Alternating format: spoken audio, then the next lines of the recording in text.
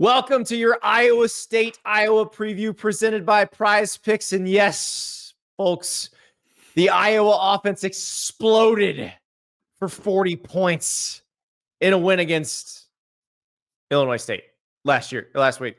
Okay, it was Illinois State. But it was 40 points. And Kirk Ferentz comes back off suspension. But we saw Tim Lester's new offense, which doesn't look that different from Iowa's old offense, but it's not Brian Ferentz calling the plays.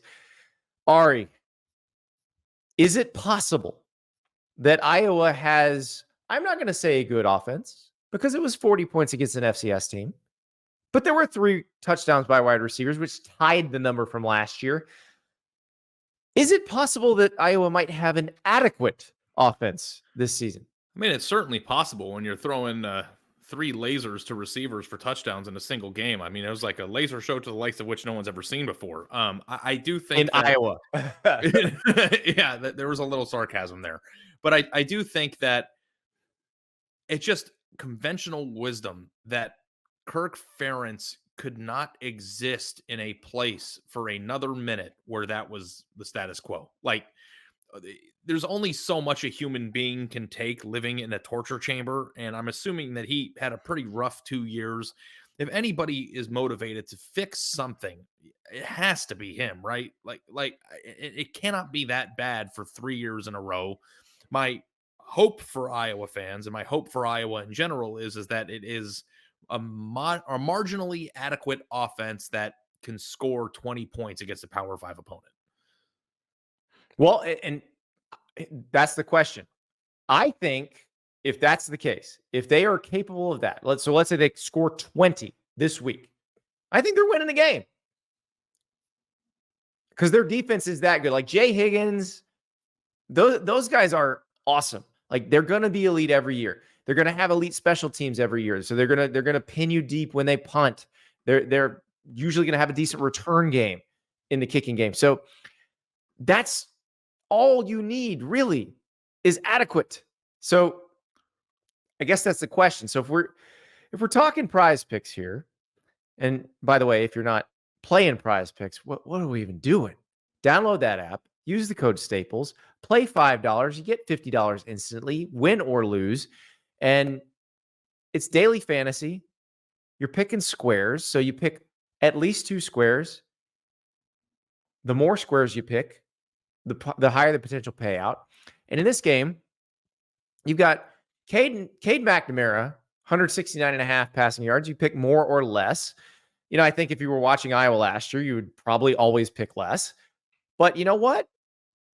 I might pick more now. But I'm more interested, Ari, in the Iowa State numbers. So like Rocco Becht, Iowa State's quarterback, 197.5 yards.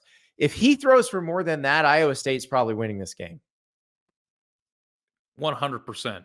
That was the first square that jumped out to me because I think that there's a world out there if this game gets really Iowa State where he could fall short of the number and Iowa State still wins. Like it could be that type of game too. That's on the table. But I think that we're talking about an Iowa State team too that didn't necessarily light the world on fire a week ago against North Dakota. And I believe not North Dakota State, mind you, North Dakota. Yeah, North Dakota. And I think Becht only threw like 265 yards. Like it's not like he's out here chucking it around too. So against this Iowa defense, I have a really hard time, especially with this game being on the road, thinking that he's going to throw for more than 197 yards. Yeah, and I think that is the difference because the thing that would kill Iowa is if their offense somehow got better and then their defense got worse. But their defense has been, I mean, Phil Parker is a very consistent defensive coordinator. They've been good every single year. It has not mattered. I also think there's a world where the defense gets better because the offense got better because they're not playing as many plays. They're not being put in such terrible situations. So the other guy I'd look at for Iowa is Luke Lachey, 39.5 receiving yards is his Prize Picks projection for this week. 39.5. I mean, this is probably the most dynamic player in Iowa's offense. I know they had receivers catching touchdown passes last week, but he's the guy that I think it doesn't matter who you're playing. He's going to be able to win his matchups against whoever they're covering him with. So He's the one I would say if you think Iowa's an adequate offense, that's the one you go with the more than, because they're going to be able to get him the ball. Remember, he's coming off an injury where he missed most of last season.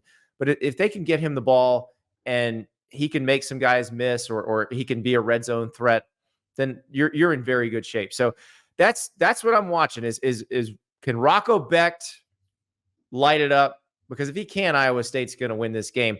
But if Iowa's defense is doing what it usually does, and it is just a struggle for Iowa State to move the ball, I think Iowa's offense might be good enough to make this somewhat comfortable for Iowa. I just don't want to live in a world where Iowa scores more than 20 points and then loses. Like that was That when would be weird. the team that was so close to accomplishing way more than anybody could have ever anticipated. I mean, they did last year, despite the fact they had such a terrible offense.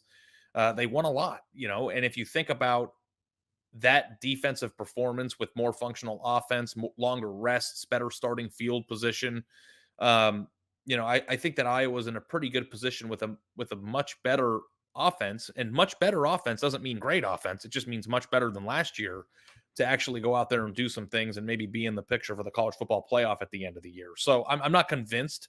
Like I know that like it's been kind of Iowa fans are getting a little cocky this week. Like I insinuated on the I know show, they were all over you. they were They're all like, over didn't me you know he scored yesterday. 40 points? And it's like they scored 40 points, and you would have thought that they watched the greatest show on turf. I'm not saying they're not better, but I'm not saying I'm 100% convinced that they are yet. So like, I mean, we could look up at the box score of this game and it could be 3-0 in the third quarter and no one's going to think twice about it. So I think this will be revelatory for both of these teams, because Iowa State's another team that people thought you could make a legitimate case with a straight face that Iowa State could win the Big 12 this year. Absolutely. And like people would want to listen to that. So rivalry game in Kinnick. I think we're going to find out a lot about both of these teams, and these numbers are very intriguing. 3:30 p.m. Eastern Time, CBS on Saturday.